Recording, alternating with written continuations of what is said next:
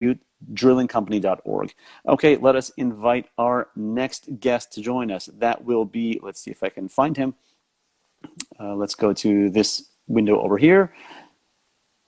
Okay, we'll invite a wonderful, wonderful actor that I have gotten to know over the past few weeks. His name is Leajato Robinson, and Leajato and I, we have the mutual acquaintance, the mutual friend of Christopher Carter Sanderson. Leajato, Hey, how you doing there, my sorry, friend? I'm a little early, I guess, right? No, no, you're just fine. You're right on time. Okay. All right. If Well, anything, excellent, excellent. I am running a little bit late. So you're right on time. It's me. I'm a Oh, couple minutes hey, behind. not a problem. So how are you doing Not a tonight, problem. Leajato?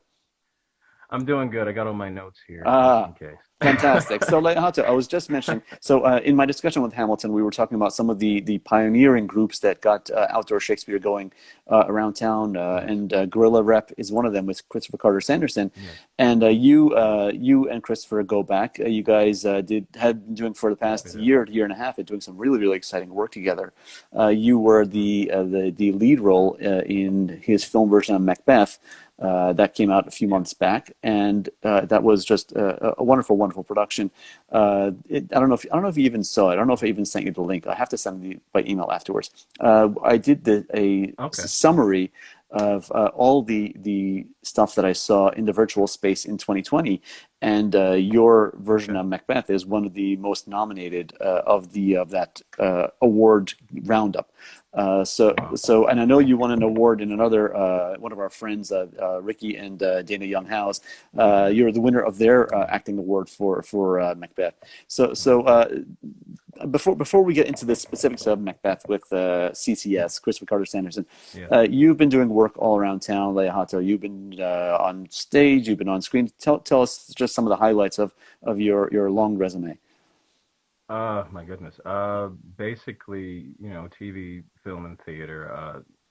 The quick, the quick list is for TV was like Bull, Boardwalk Empire, Homeland, theater. I've had opportunities to work at North Shore Music Theater, Long Wharf Theater. I've been able to tour internationally and nationally, and so I've been very fortunate with the kind of the journey that I've been able to take, And ups and downs. But yeah, go ahead. I was looking at your resume, and yeah, as you Hmm. mentioned, that's just the tip of the iceberg. You've done a ton of work all around town, all around the Hmm. regional area, but Yes. you also have a magnificent background with your training. You did training Uh, both at T. Schreiber and at Juilliard. yes. Yes. And go Go ahead. ahead, Sorry. tell us about that. Those are some of Uh, the most rigorous programs in New York. yeah. I mean, the training is wow. Now that you're bringing up, now I have to kind of put it all into a category. A lot of my training stemmed from dance, and it kind of evolved into theater, and it evolved into other things. And so, the short list as far as education, it was Interlochen Arts Academy, which was in Michigan, and then it was Juilliard after graduating. That's when I switched into full-on dance major, and then after that, that's when I had the opportunities to work with, T. Schreiber, Penny Templeton, and then finally landing on Christopher, who's played in an extremely important part in my growth as far as theater and acting, and just the information that I needed to have more comfort and do what I do. So And that's so, really interesting. I know I've known Christopher for a while now, and I know he does mhm, just endless productions, and he's a fountain of knowledge right, about Shakespeare and outdoor Shakespeare. He right, literally wrote the book on outdoor Shakespeare. right, right, It's yeah, called Guerrilla Shakespeare, and it's you can mhm, look it up on Amazon. It's fantastic. It's really like the Bible right, of how to do outdoor Shakespeare. But right, right, right. aside from doing the Macbeth thing, what training did you have with Christopher? I met Chris years ago in Kentucky. There was a play that I was doing down there, and that was my first experience with him. And I was just starting to kind of get a feel for theater and words with theater and understanding my instincts. And I remember our first meet was that we were working a scene, and I had an instinct to do something, and I hadn't gotten to the comfort of trusting what directions I would go. And I remember when I finished, he said, you can stand up if you want to. And it was just a simple statement, but then what it did is just kind of open the door to me to kind of explore. what else I could do. And then after that, that's when I kind of reached out to Christopher and asked him if he could expand it. Christopher was basically my gateway into Shakespeare. Wow.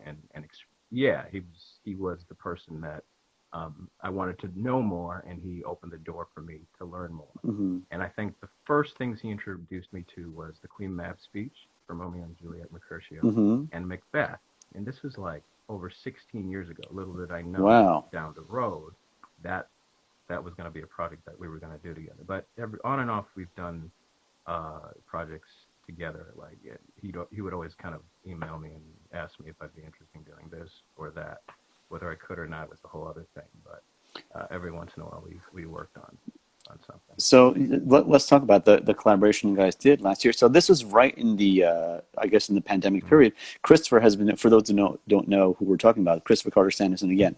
He's the founder and artistic director of Guerrilla Rep, one of the premier outdoor groups in New York. They've been doing outdoor Shakespeare in New York for 25 years, and they are famous for some of the shows they would perennially do. And in this past year, the pandemic year, Christopher was upstate and he was focusing his Shakespeare energy on film versions. And you guys did the film version of Macbeth together. And what was Mm-hmm. so unique about it, it was that it wasn't just a Zoom version of Macbeth where you have all the boxes. You had that, but it was different in the sense that every shot was a close up. There was no pan Mm-hmm. outs. Everything was tight close up on the actors' faces. And with you particularly, with the range of emotions and different situations that happen to you throughout the course of the play as Macbeth, it's captivating watching the journey that you have in the beginning into the where you are at the end, and it's really a gripping performance. And we'll put out the link for that afterwards in case people want to go to Vimeo and check out that film version. Tell us about what was the process of working on that with those extreme close-ups for such a length of time. Well, the whole concept and the idea is Christopher's, and that was his brainchild. In fact, years ago, he had said that that was something that he had wanted to do for quite some time, but he didn't have I think technology might have been a part of it. And so now, during the pandemic and, the evolution of cell phones and iPhones and all that, I think he could accomplish more. And so that's one thing. And then the other thing is when we started on it, Chris gave me a note prior to starting it, and he said, change with the changes. And which I thought was, it opened the door for me. And I interpreted it as, whatever is on the page that's in front of you, make it as pure as possible. And just in that purity, you'll find who exactly Macbeth is. And what it did is it kind of freed me from bringing anything to it and just letting what was natural come out and come onto the words. And so therefore I didn't bring any bias. I didn't have any anything that was me, making a judgment on what I was reading. I was Mm-hmm. just trying to keep it very pure. And with that direction and doing that, we had something to work with. And once again, Christopher's brilliance and him being like a guide, making sure that the tweaks that needed to happen, that I would hear it, and then he would, either demonstrate it or let me know what I needed to do it. And then, then we would go from there. And he's, if I ever needed someone to be, a guide and to feel safe, Christopher made that possible. And so that's what makes it work. That's what makes it go. Now, To me. the follow up to that is right now he's working on the next version, the next close up iPhone version of Shakespeare, and that's Hamlet. That's in the, and you're in that also. Yes. You play Fortinbras, right? Yes, that's correct.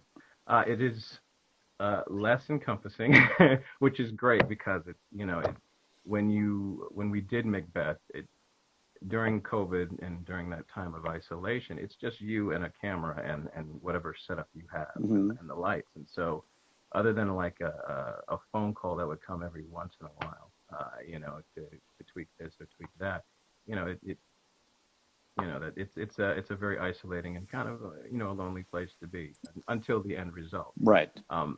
Now with Fortinbras, it's a little bit easier, and it's an interesting character to me because Chris has found some things in regards to like using the Norwegian language to be a part of the to be a part of the piece. Hmm. So that was interesting to me, and it was different, really different from playing Macbeth. And so it's a nice Very, change. very different characters, and just just in the Absolutely. practice of putting that Macbeth together, you talked about the isolation of it. I Hmm. did just a small part for Hamlet, just a cameo role, and Right. the way it was done with me, and I don't know if you had the same experience, is that you record your lines in isolation, as you say. You You're do. reading. It's almost as if you're reading sides. You're reading it into the camera. There's no Correct. feedback. You're not having dialogue with anyone. So it's Exactly. a Yes. very strange experience. Yes, you're reminding me of everything now. Yes. Now it's coming back. Yes. Yeah. I mean, the thing on the other side of it. I mean, my introvert tendencies actually enjoyed it because I had a lot more control over the environment and the atmosphere because it's you. You set the lights. You set the tone. You can, the schedule wasn't crazy. Mhm. We had parameters of time to work with, but it was our schedule to set when we wanted to film and not to film. So there were a lot of pluses to it. But when you dig into the material that you have, and the days extend longer and longer, it's about focus and just making sure you keep consistency. But once again, Chris would make sure that if anything was off, I get the phone call, and we'd work it out. Well, you guys have a great partnership, and I love Mm-hmm. Macbeth. I couldn't recommend more highly. We'll be putting up the Vimeo links afterwards tomorrow when we'll be posting the link for this discussion, but we'll post that up there as well. People, I highly encourage you to Okay. check that out, and Okay. keep our eyes on Leajato. He's an actor that's definitely one to watch. I look forward to seeing all of the wonderful things that are coming up from you, and hopefully we can have some collaborations of our own in the future. I would love that. Thank you. Just thank you for inviting me. It's a pleasure. It's a pleasure chatting with you, Leajato. Have a great night. Pleasure chatting with you too. All right, take You care. too. Bye. Okay, so that was Leajato Robinson, the star of the film version of Macbeth from Guerrilla Rep, Christopher Carter Sanderson, and also he'll be in their upcoming film version of Hamlet, which is coming out later this summer. Let us invite on our third guest.